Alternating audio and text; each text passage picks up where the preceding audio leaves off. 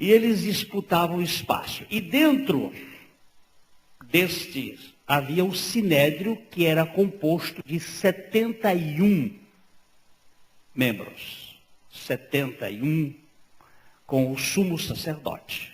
Era uma espécie de Suprema Corte, de Senado e de Conselho Religioso. E este era um dos principais do Sinédrio, um fariseu que fazia parte.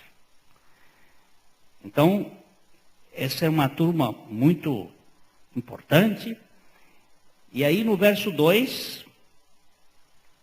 Este foi ter de noite com Jesus e disse-lhe: Rabi, bem sabemos que és mestre vindo de Deus, porque ninguém pode fazer estes sinais que tu fazes se Deus não for com ele. Senhor, vem abrir os nossos olhos para a gente enxergar que esse negócio é mais sério do que nós estamos lendo. Porque há um perigo muito grande de ficarmos apenas na letra. E o Senhor sabe que a letra mata, mas o Espírito é que fica. Por isso, tem misericórdia de nós.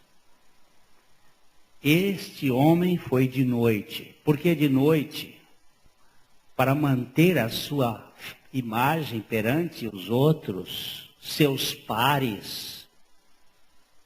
Por que de noite? Talvez a clandestinidade. Tem muito cristão que quer viver no cristianismo das aparências. Ele é num lugar de um jeito, do outro lugar ele é de outro jeito. E este homem vinha aqui de noite procurar Jesus, mas ele vinha com muito jeito, com muita diplomacia. Ó, tu és mestre, fazes coisas importantes, eu sei que Deus está contigo, porque ninguém pode fazer os sinais que tu fazes, se Deus não estiver por trás. Essa expressão, se Deus não estiver com, parece bonita, mas ela é perigosa. Ela aparece a primeira vez na Bíblia.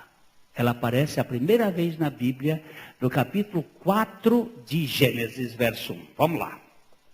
Você deixa o dedo marcado aí, porque você vai voltar para aí, viu? Essa é uma palavra muito perigosa. Vocês já ouviram uma palavra assim, Deus te acompanhe? Já ouviram? Tira essa palavra do seu dicionário. Porque quando você diz Deus te acompanhe, você vai na frente e Deus vai atrás te acompanhar. A palavra certa é Deus te guie. Porque Ele é que vai dirigir os seus passos. E aí no capítulo 4, verso 1 de Gênesis, diz assim: E conheceu Adão a Eva, sua mulher, e ela concebeu e teve a Caim, e disse: Alcancei do Senhor um varão. A minha versão diz assim: adquiri da parte do Senhor, com a ajuda do Senhor, um varão. O Senhor foi meu ajudador, mas o artista principal fui eu, Eva. Eu sou a condutora desse assunto. Vocês tenham cuidado de dizer assim, eu orei e Deus respondeu a minha oração. Perigoso, meu irmão. Deus fica como coadjuvante da sua oração. Mas não é a minha oração que muda a Deus, não, é Deus que muda a sua oração. Eu vou contar uma pequena história.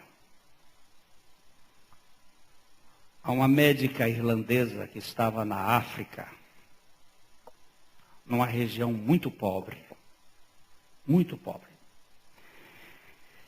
E ela então passou a noite toda lutando com uma senhora que estava para ter neném. E na madrugada a mulher morreu, deixou a criança prematura e mais uma neném, uma menininha de 2 anos. A médica falou para uma das atendentes de enfermagem, vai lá e procura uma bolsa de água quente. O hospital era paupérrimo, não tinha nenhum sistema de incubadora. Procura uma bolsa de água quente, porque o frio da madrugada naquela região podia matar aquela criança. Enquanto a atendente foi lá buscar, daqui a pouco ela volta e disse: a bolsa de água quente arrebentou.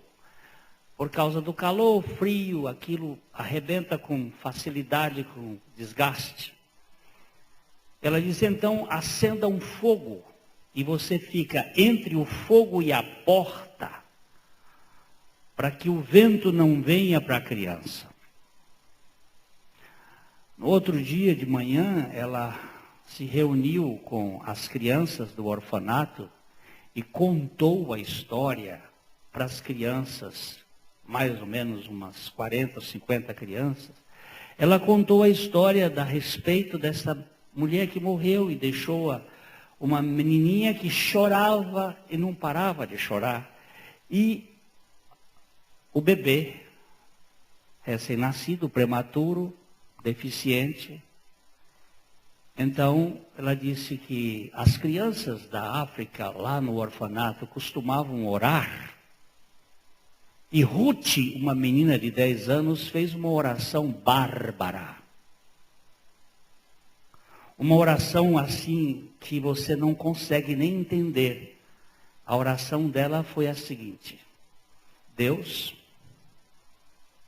manda uma bolsa de água quente hoje. Amanhã vai ser muito tarde. E quando o Senhor mandar, quando ela disse isto, a Sara, essa médica, disse que tremeu, não pôde dizer amém, porque ela não cria. Por que ela não cria? Porque nunca ela tinha recebido em 4 anos qualquer presente. E muito menos, quem é que vai mandar para a África uma bolsa de água quente? Um país tropical. Mas antes dela terminar, a menina fez assim: e Deus, não se esqueça, mande também uma bonequinha para a menina que ficou chorando, porque ela precisa conhecer que Jesus é bom. Só que Sara disse que não conseguiu dizer amém. Porque nós somos racionais. E nós não cremos. Ela disse que foi dar aulas para as atendentes do curso de enfermagem. E quando já eram mais ou menos umas 3 horas da tarde, chega alguém e diz assim: tem um carro parado na frente da sua casa. Quando ela chegou lá, já o carro tinha ido embora, era um Jeep Land Rover, que tinha deixado uma caixa de uns 10 quilos de peso. E então ela abriu aquela caixa, antes de abrir, ela chamou as crianças do orfanato, ela disse: eu não posso abrir essa caixa sozinha, porque ela já estava sob o impacto da oração da Ruth. E começou a tirar algumas coisas, e logo vieram roupas coloridas, de lã e outros pedaços de roupas. E tinha uva passa. Ela disse: isso aqui vai dar um bom bolo. E quando ela meteu a mão lá assim, disse: não é possível. E quando ela tirou, era exatamente uma bolsa de água quente. Quando ela mostrou a bolsa de água quente, a Ruth disse: mamãe, Deus mandou a bolsa de água quente para o neném. Procure que a bonequinha está aí dentro. E ela disse assim: venha, Ruth, procurar você. E quando a Ruth meteu a mão, eu disse: olha a bonequinha. Agora você fique surpreso. Aquele presente foi mandado por uma escola dominical, onde aquela professora, aquela médica tinha sido professora há 6 meses antes da oração. Escute bem. Não foi a oração da Ruth que moveu Deus. Foi Deus que moveu o coração da Ruth para orar. Vocês têm que entender que Deus é que é o autor de todas as histórias. Vamos parar com essa besteira que a gente fica aí. Senhor, eu preciso orar segundo a tua vontade. Eu preciso ouvir a tua voz. Eu preciso andar contigo. Eu preciso ser crente. Eu preciso crer como tu dizes. Eu não tenho capacidade, então eu preciso andar contigo. Então veja bem, queridos, que ele estava falando muito bonitinho ali. Eu sei que tu és um mestre, que fazes milagre, que Deus está contigo. Deus não estava com Jesus. Deus era Jesus. Ou Jesus era Deus. Preste bem atenção que com é uma coisa, em é outra coisa. Nesse congresso nós vamos tratar um pouco sobre a nossa posição, que eu estava com Cristo na cruz, mas que depois da ressurreição Ele está em mim. É duas coisas diferentes. Bem diferentes.